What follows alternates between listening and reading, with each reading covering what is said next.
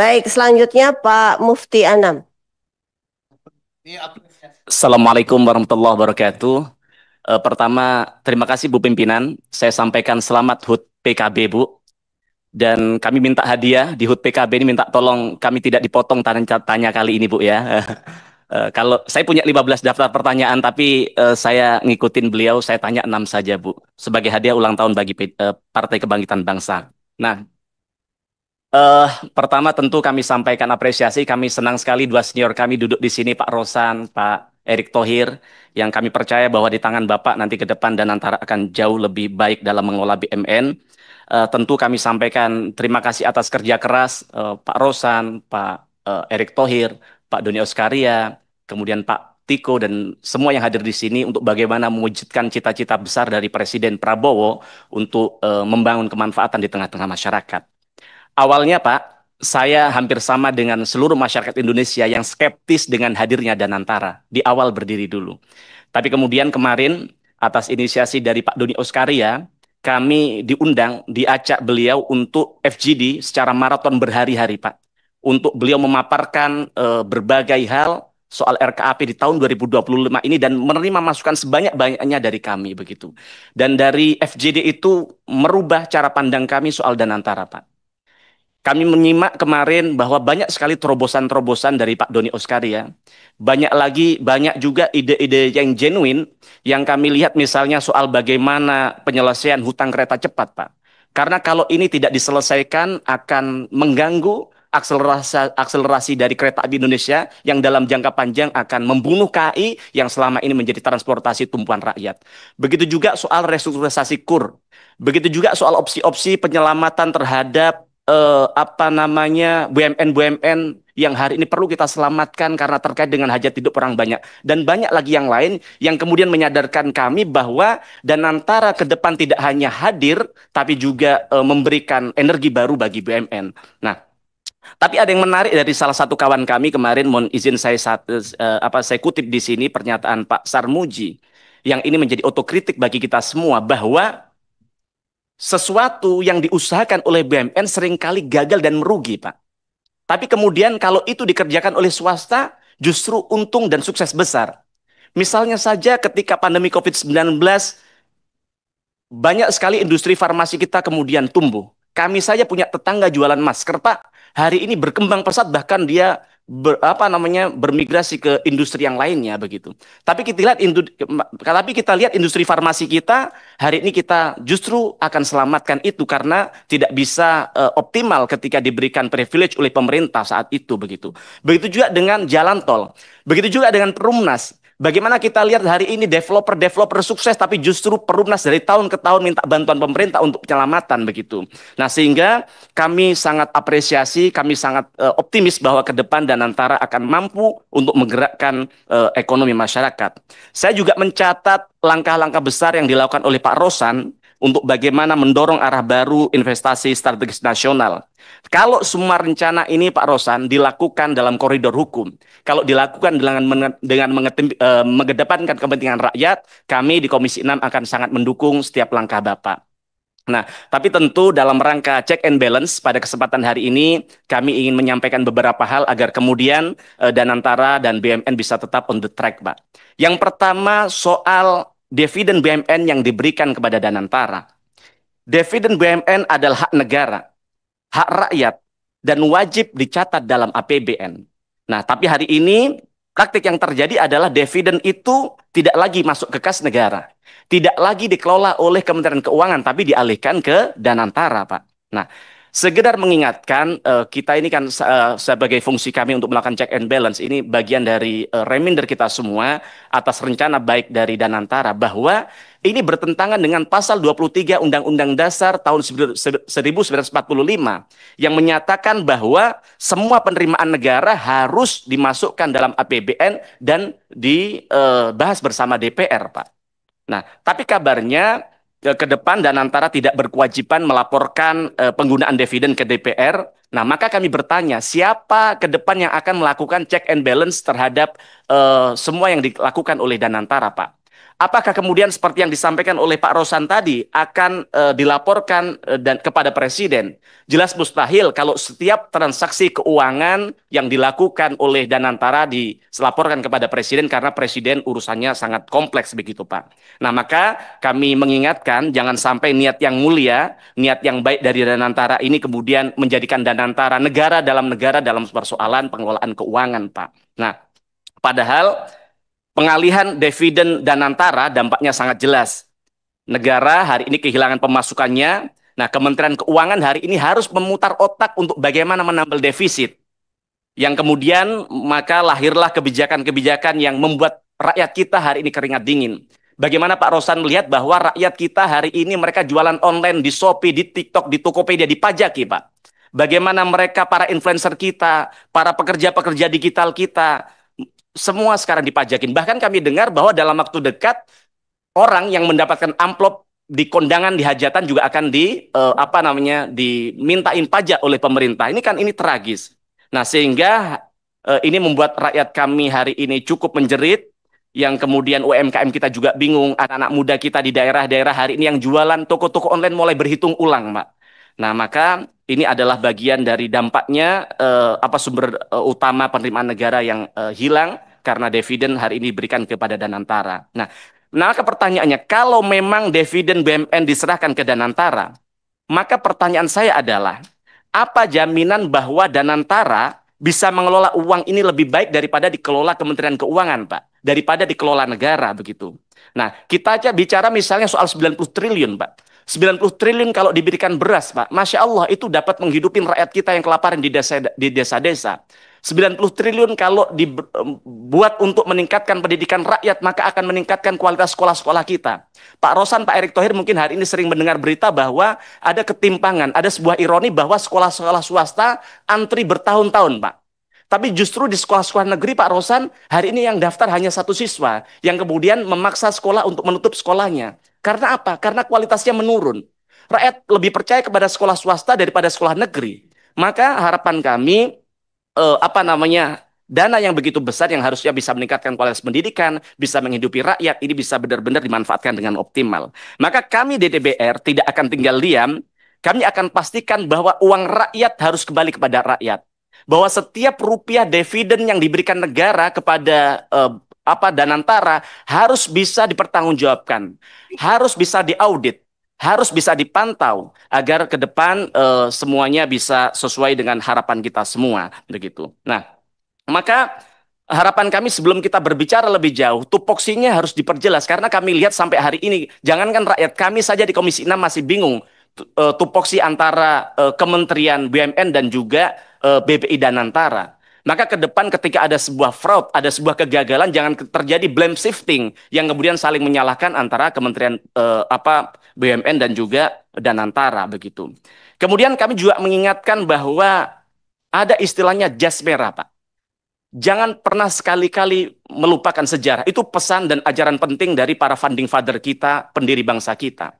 Kalau kami lihat hari ini, tiba-tiba Danantara belum pernah rapat bersama Komisi 6, yang kami lihat tiba-tiba semua baliho, semua media-media promosi sudah berubah dari BUMN ke Danantara, Pak. Begitu juga dengan logo-logo yang dipakai baju para BUMN kita sekarang sudah berganti Danantara, begitu. Mohon izin, apakah seburuk itu BUMN selama ini? Izin, Menteri BUMN-nya masih ada, Pak. Lembaga BUMN masih ada. Dan selama ini apakah BUMN buruk? Tidak. Saya Mufti Anam menyaksikan dari tempat ini 5 tahun. Kami melihat bahwa banyak sekali transformasi yang sukses dilakukan Pak Erick Thohir dalam memimpin BUMN. Tapi mohon izin, apakah saya dekat dengan Pak Erick Thohir? Tidak. WA juga jarang dibalas kadang, Pak. Loh, ya. Beliau datang 2 kali di tempat kami, di rumah kami, di Banyuwangi, di Pasuruan, di mertua kami tidak pernah digabari, tidak apa-apa. Banyak urusan konstituen kami tidak deliver, bahkan satu pun tidak deliver dari beliau, kami tidak apa-apa. Tapi di tempat ini kami harus profesional mengakui bahwa Pak Erick Thohir sukses dalam mentransformasi BUMN. Walaupun kami lihat hari-hari ini kita lihat bahwa ada Pertamina, ada BRI dan sebagainya yang terjadi skandal, tapi kita tidak menafikan bahwa banyak sekali yang kemudian transformasi sukses dilakukan. Apakah Bapak mau kemudian apa yang sudah Bapak lakukan hari ini, misalnya dilakukan oleh Pak Doni Oskaria. Kemarin saya puji Pak Doni. Pak Doni begitu cerdas karena semua BUMN hafal 1087 BUMN hafal, Pak. 1087 beliau hafal persoalan dan masalahnya. 1043 beliau hafal persoalannya. Saya saja di lima tahun di tempat ini jangankan mencari solusi, hafal nama-nama BUMN saja tidak hafal. Nah, apakah mau 5 tahun lagi ketika bapak-bapak sudah berdarah-darah, bagaimana menyelamatkan BUMN, kemudian nama bapak dilenyapkan dari apa yang bapak lakukan begitu? Nah, harapan kami itu tidak. Yang kedua, kami ingin mengkonfirmasi soal Pak Mufti, tolong dipercepat karena ada 20, mohon maaf ya, ini Iya. tidak membatasi, ada 26 pertanyaan Iya. teman-teman. Saya baru nomor 1 tanya. Ya, tolong ya. Saya baru nomor 1, Bos. Nah, nggak Ini apa-apa. saya baru nomor 2, izin. Iya. Nggih. Beliau Oke, tadi percepat. 6 tanya. Saya punya 15 pertanyaan, saya hanya tanya 6. Saya sudah ngapunten. Ini bukan kritik, ini kecintaan kami kepada Danantara, begitu. Mohon izin, Pak. Kalau cara penyampaian saya seperti ini, Pak. Mohon maaf, saya ini 10 bersaudara. Mohon izin, Pak Andre. Saya 10 bersaudara, Pak. Kami lahir dari keluarga miskin. Abah saya hanya guru ngaji. Jadi kami ditempa dalam lingkungan yang keras. Jadi sehingga cara bicara kami begini. Tapi Bapak kalau tahu seperti teman-teman, hati kami tidak seperti apa yang kami sampaikan sebenarnya, Pak. Begitu. Nah, mohon izin, Pak Andre. Yang kedua, soal utang 10 miliar US dollar Danantara. Soal utang 10 miliar US dollar yang akan diajukan Danantara kepada bank asing dalam bentuk multi currency, Pak. Nah, jujur kami sedikit kaget soal hal ini begitu, karena setahu kami Danantara diciptakan untuk bagaimana mengoptimalkan investasi, duit yang kita punya untuk investasi. Tapi ternyata juga menjadi bagian dari kepanjangan tangan pemerintah untuk melakukan hutang begitu. Maka kami ingin tanyakan soal hal itu, betul nggak utang 10 miliar US dollar? Untuk apa? Dan sekarang dividen yang sudah diberikan negara yang 90 triliun, bahkan kalau kita menyatir pernyataan Pak Rosan di media 150 triliun, bahkan kemarin ketika kami tanya ketika FGD ternyata hanya 140 triliun, itu duitnya kemana? Apa tidak cukup untuk melakukan akselerasi dan investasi begitu? Nah, kami hanya mengingatkan jangan sampai pinjaman 10 miliar dolar itu tidak menggunakan jaminan-jaminan yang terkait aset bangsa. Karena mohon izin kami saja melakukan pinjaman 10 juta, Pak, itu harus gadaikan PBKB, Pak. Nah, kami ingin tanyakan apa jaminan yang diberikan Danantara untuk meminjam 10 miliar US dollar yang ini menjadi salah satu pinjaman terbesar di Asia Tenggara. Kami ingin tanyakan soal itu. Jangan sampai ada, saya mengingatkan bahwa ada pasal dalam Undang-Undang nomor 3 dan pasal 33 Undang-Undang Dasar tahun 1945, Pak, yang menyatakan bahwa aset-aset strategis bangsa harus dimanfaatkan sepenuhnya sebesar-besarnya untuk kepentingan rakyat, bukan untuk digadaikan begitu, Pak. Nah, kemudian nomor 3 saya skip. Selanjutnya soal Garuda Indonesia, Pak. Kami setuju pemerintah akan melanjutkan menyelamatkan Garuda Indonesia. Tapi harapan kami setiap aksi yang dilakukan Danantara disampaikan dulu kepada DPR roadmap-nya, Pak. Kami jujur agak sedikit kaget kemarin ketika Danantara memberikan pinjaman 405 juta US dollar ke Garuda Indonesia. Nah, karena sebelumnya tahun 2022, Pak, kami juga pernah memberikan PMN kepada mereka 7,5 triliun. Tapi apakah kemudian Garuda Indonesia selesai? Sembuh? Tidak juga, Pak. Maka yang perlu yang sebelum memberikan pinjaman ke depan, harapan kami perlu diperbaiki dulu tata kelola dari mereka. Perlu diperbaiki dulu budaya-budaya koruptif yang ada di dalamnya. Karena kalau tidak, berapapun duit negara, duit Danantara yang diinvestasikan ke sana pasti akan tidak mampu menyelesaikan. Karena kami setuju soal ini karena apa? Karena kita tahu bahwa penerbangan kita yang punya swasta, saya sebut saja Lion Air, Batik Air, Pak Rosan, itu semakin ugal-ugalan dalam melayani rakyat, Pak. Mereka sering delay berjam-jam, cancel semaunya sendiri. Yang ini penting untuk hadirnya maskapai penerbangan negara untuk bagaimana bisa hadir melayani rakyat, begitu, Pak. Nah, kemudian yang kelima soal hilirisasi Kemenyan, Pak. Nah, saya sangat tertarik dengan ide Pak Wapres Gibran soal hilirisasi Kemenyan. Nah, gagasan yang wangi seperti bau kemenyan, tapi sayangnya yang kita hirup masih ide, belum aroma nyata di lapangan. Nah, tapi saya pikir ini adalah sebuah gagasan yang menarik. Ini adalah salah satu contoh penting bagaimana komoditas langka khas Indonesia justru dinikmati nilai tambahnya oleh negara lain, Pak. Nah, maka pertanyaannya, apa langkah konkret dari Danantara ke depan? Jangan sampai rakyat seperti di Tapanuli cuma jadi tukang sadap yang yang kaya justru malah eksporter dari Kemenyan itu, Pak. Nah, apakah Danantara siap menjadi katalis kedaulatan ekonomi berbasis komoditas lokal atau masih terus sibuk di tambang dan soal jalan tol? Maka harapan kami ini perlu untuk menjadi perhatian bagi Danantara. Sudah itu aja, Bos. Nanti dimarahin Bos Andri. Matur nuwun. Assalamualaikum warahmatullahi wabarakatuh. Baik, terima kasih. Memang mungkin Pak Mufti agak lupa ya. Padahal undang-undang yang kita sahkan Undang-Undang Nomor 1 Tahun 2025 itu sudah menjawab seluruh pertanyaan Pak Mufti itu. Termasuk soal kenapa uang dividen itu tidak ke Kementerian Keuangan lagi. Masa Pak Mufti lupa soal undang-undang yang Pak Mufti bahas sendiri gitu loh. Enggak. Lalu yang kedua, saya rasa tidak ada soal adu domba ya. Apa namanya? Tidak ada soal Pak Erik ditinggalkan oleh Danantara karena Pak Erik ini kan Ketua Dewan Pengawas Danantara Pak Mufti. Setiap keputusan diambil oleh BPI Danantara tentu dikonsultasikan oleh apa namanya Menteri BUMN sebagai Ketua Dewas Danantara. Apalagi kalau soal teknis Danantara memang karena operating holdingnya sekarang ada di Nantara. Lalu kenapa kita rapat pertama kali di Komisi 6? Karena memang baru kemarin Mbak Puan mimpin rapat pembagian mitranya gitu loh. Kalau Ketua DPR dari kemarin-kemarin sudah menetapkan mitra, ya tentu kita sudah bisa rapat gitu loh. Jadi itu tolong dipahami. Kenapa kita baru bisa rapat hari ini? Karena memang Ketua DPR baru memimpin rapat beberapa waktu yang lalu paripurna menetapkan baru beberapa minggu yang lalu sehingga kita baru bisa rapat hari ini. Jadi Pak Mufti pahami. Terima kasih Pak Mufti. Lanjut ke saya tidak ingin membatasi jadwal ya, tapi kita kan harus berbagi sama teman-teman yang lain ya. Kalau bisa satu penanya maksimal 5 menit lah ya supaya semua bisa kebagian ya ya semua ya. Pak Rosan silakan Pak Rosan. Bapak-bapak Ibu sekalian, beliau akan pamit dengan kita. Ya, silakan.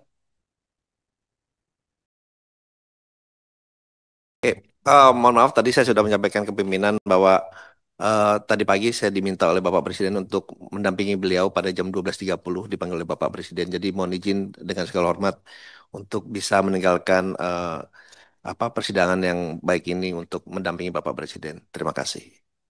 Terima kasih Pak Rosan. Dengan perginya Pak Rosan, tuh menunjukkan bahwa betapa kompaknya Pak Erik dan Pak Doni. Jadi saya rasa tidak ada masalah soal apa ada yang ditinggalkan atau apa itu loh.